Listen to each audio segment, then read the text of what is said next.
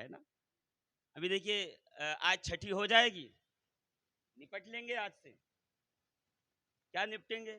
اصالے ثواب, فاتحہ, درود نہیں, کھیر ویر کھا کے پیٹ بھر لیں گے.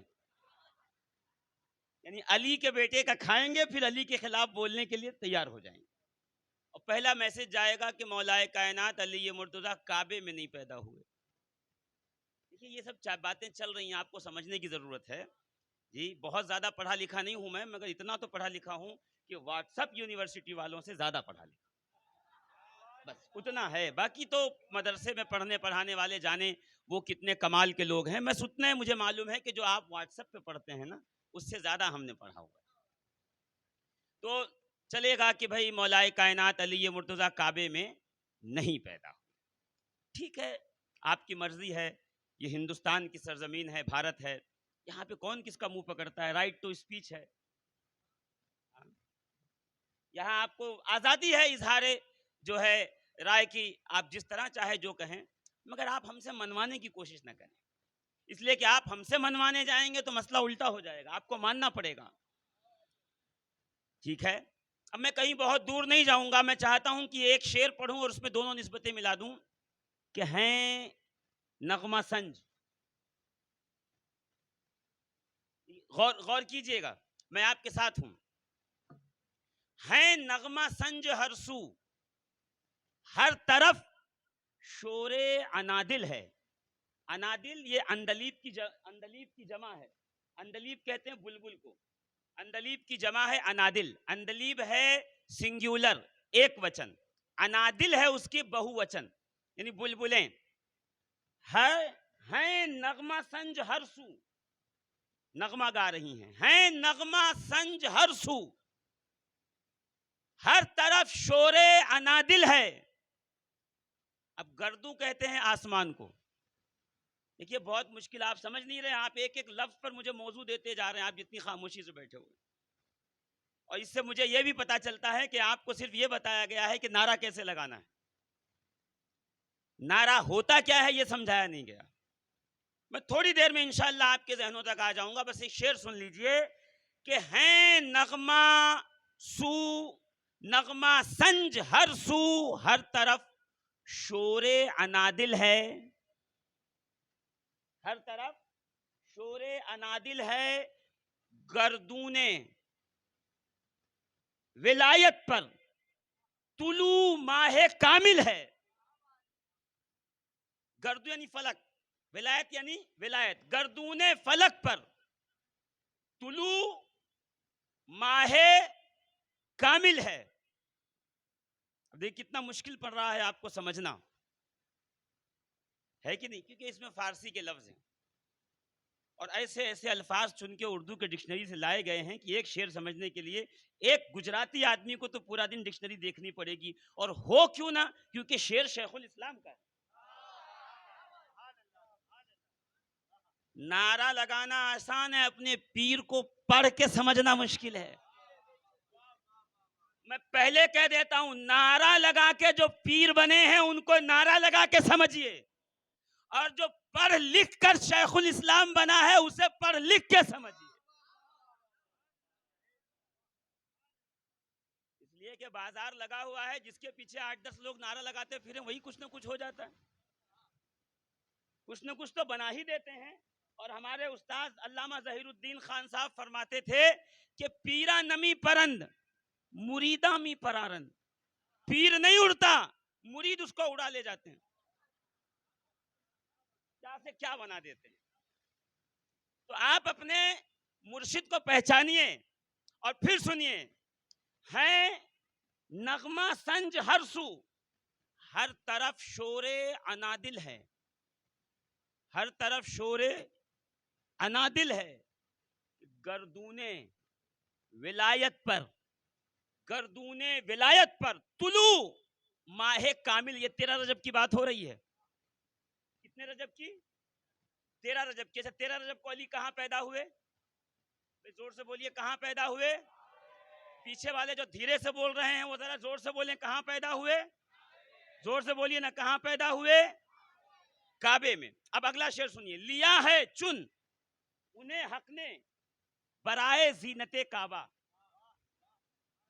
لیا ہے چن انہیں حق نے برائے زینت کعبہ. خدا کا گھر جسے کہتے ہیں وہ حیدر کی منزل ہے. میں نے پہلے کہا تھا کہ واٹس ایپ والے سارے دیواریں گرا دوں گا. اب کوئی کہے کہ علی کعبے میں پیدا ہوئے یا نہیں تو کہنا ہمارے پیر نے تو کہا ہے پیدا ہوئے ہیں. لیا ہے چن حق نے انہیں برائے زینت کعبہ.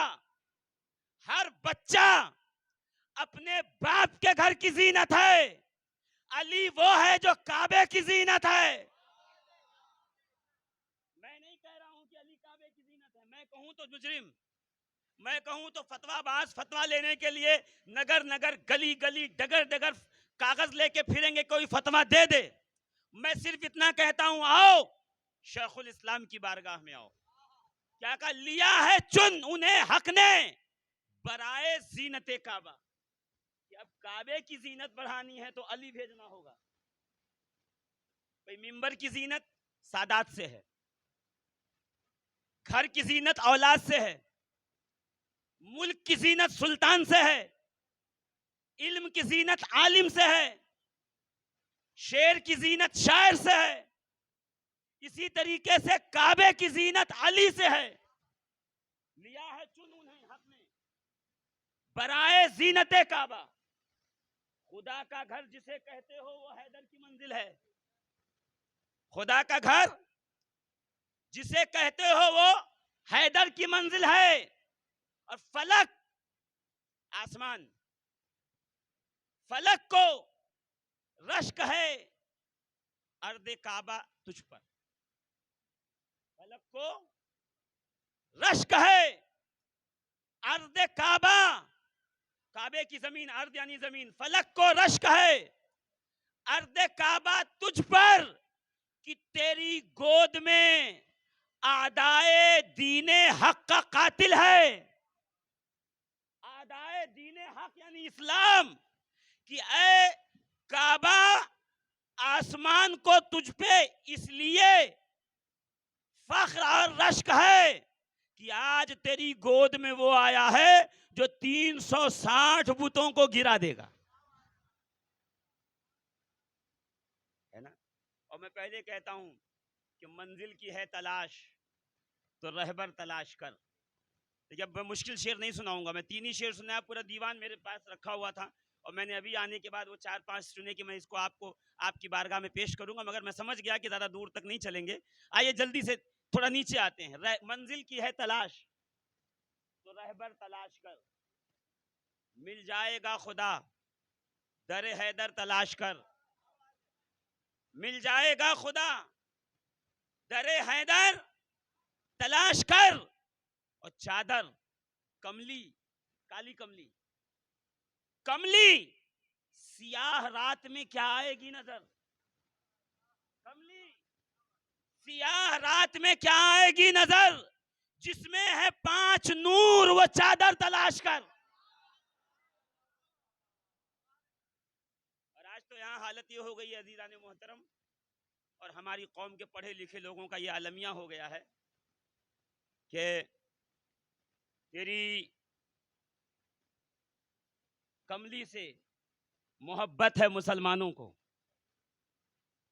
کائنات عالم میں اگر ایک آپ منہ مبارک لا کے رکھ دیں کہ یہ حضور کا بال ہے تو مجھے نہیں لگتا کہ یہ پورا محلہ جمع ہو جائے, یہ ایکتا نگر جمع ہو جائے, یہ KGN نگر جمع ہو جائے, یہاں پیر رکھنے کی جگہ نہ ہو, دھکا مکی مچی ہو, مار پیٹ مچی ہوئی ہو.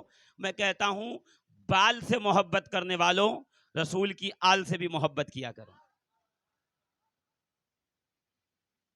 اور میں نہیں کہہ رہا,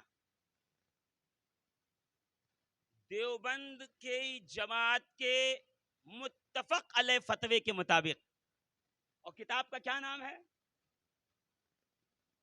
یہ اہل دیوبند کا فتویٰ ہے. جب اعلی حضرت نے دیابنا پر فتوی کفر دیا تو اپنے بچاؤ کے لیے علماء حرمین کو انہوں نے صفائی نامہ پیش کیا. اس میں کیا لکھا کہ ہمارا عقیدہ یہ ہے کہ نبی کریم کے قدموں کے نیچے کی مٹی، جس نے نبی کے قدم چومے ہیں، وہ کائنات عالم کی ہر شے سے افضل ہے، یہاں تک کہ عرش الہی سے بھی افضل۔ تو میں یہی پوچھنا چاہتا ہوں، جو مٹی نبی کے قدم چوم لے وہ عرش سے بھی افضل ہو جائے، میرا رسول جس حسین کو صبح شام چومتا رہے، اس حسین کی افضلیت اور فضیلت کا کیا عالم ہو؟ بھائی جو رسول کے قدم چومے اس کی یہ فضیلت ہے، رسول خود جنہیں چومتے رہے، اور صرف چومے نہیں، ساتھ میں سونگھیں، کہ جب حسین و حسن کو گود میں لیں تو چومنے کے بعد سونگھنا شروع کر دیں۔ تو ازواج مطہرات میں ام المومنین سیدہ طیبہ طاہرہ عائشہ صدیقہ سلام اللہ علیہا نے پوچھا کہ یا رسول اللہ، لوگ بچوں کو چومتے ہیں، آپ سونگھتے ہیں، وجہ کیا ہے؟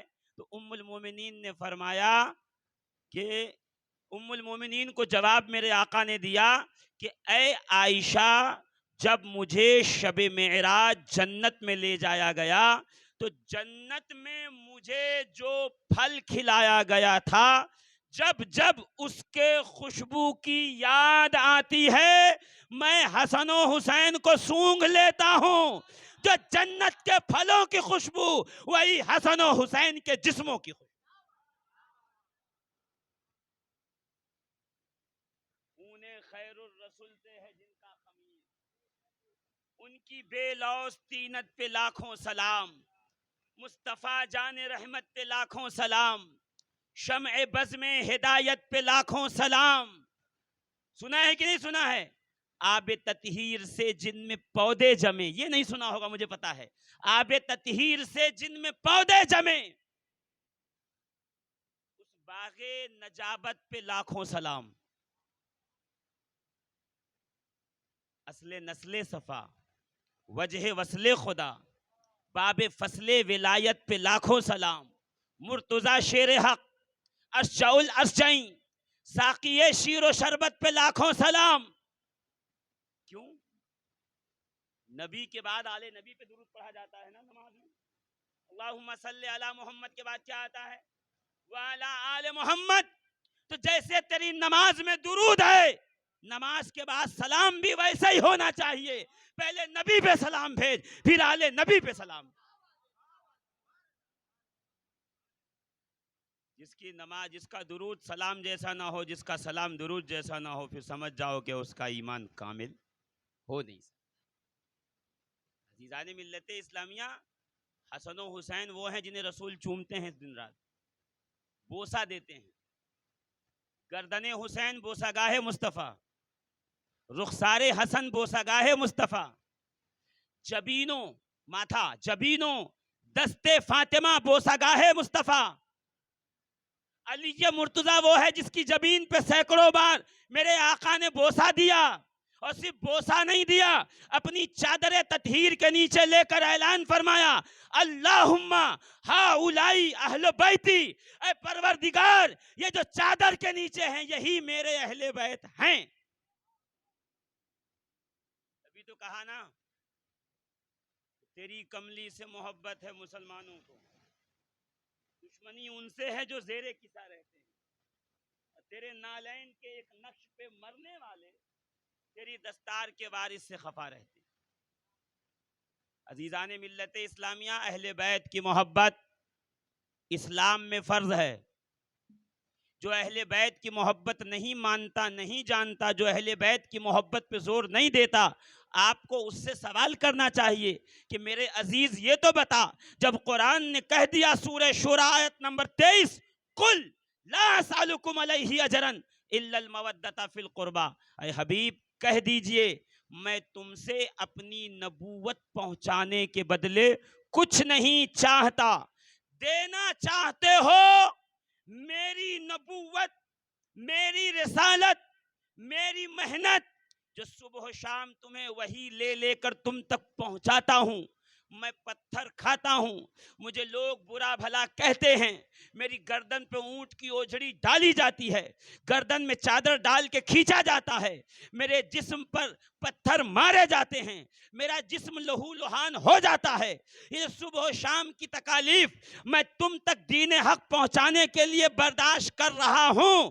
اس کے بدلے میں تم سے کچھ نہیں چاہتا، ہاں اگر دینا چاہتے ہو تو میرے قرابت داروں سے مودت اختیار کرو، میرے اہل بیت سے کیا کرو؟ مودت۔ مودت کا مطلب کیا ہے؟ محبت نہیں کہا، پہلے کہہ رہا ہوں میں، محبت الگ شے ہے، مودت الگ شے ہے۔ محبت وہ ہے جب جس سے کی جائے اس کا بھی خیال ہو، اپنا بھی خیال ہو، یعنی ایک خیال جب دو حصوں میں بٹے، آدھا محبوب کی طرف ہو آدھا ذات پہ ہو تو وہ محبت ہے۔ محبت جب اپنی چرم سیما پہ پہنچے، محبت جب اپنی کلائمیکس پہ پہنچے، محبت جب اپنی انتہا پہ پہنچے اور یہ عشق میں بدل جائے تو اسے مودت کہتے ہیں۔ محبت میں محبوب کا اور اپنا دونوں کا خیال ہوتا ہے، مودت میں اپنا خیال نہیں ہوتا، صرف محبوب کی فکر ہوتی ہے۔ تو رسول اللہ صلی اللہ تعالی علیہ وسلم کے ذریعے رب کیا اعلان کروا رہا ہے؟ اِلَّا الْمَوَدَّةَ فِي الْقُرْبَى، میرے قرابت داروں سے مودت اختیار کرو۔ کیا کرو؟ زور سے کہیے، کیا کرو؟ زور سے کیا کرنا ہے؟ دیکھیے ابھی علامہ احمد رضا اشرفی صاحب نے یہ کہا تھا کہ لوگوں کو صبح یہ بھی یاد نہیں رہتا کہ کون سی آیت پڑھی گئی تھی۔ اس کی وجہ یہی ہے کہ خطبے کے علاوہ پوری تقریر میں آیت پڑھتے نہیں لوگ، اور ہمارا بھی مزہ بہت آتا ہے، سبحان اللہ، بہت دور سے آئے تھے، ایسے لگ رہا تھا کپل شرما کا کامیڈی شو چل رہا ہے۔ یہ چٹکلے، یہ جوک، یہ فلاں، یہ منہ بنا کر کے ایسی باتیں کرنا اور حولا نولا خولا بول کے نکل جانا، ایسے لگ رہا ہے جیسے کہ ممبر رسول نہیں ہے، یہ کوئی کامیڈی شو چل رہا ہے جس میں حضرت تشریف لائے ہو۔ مگر میں اتنی بار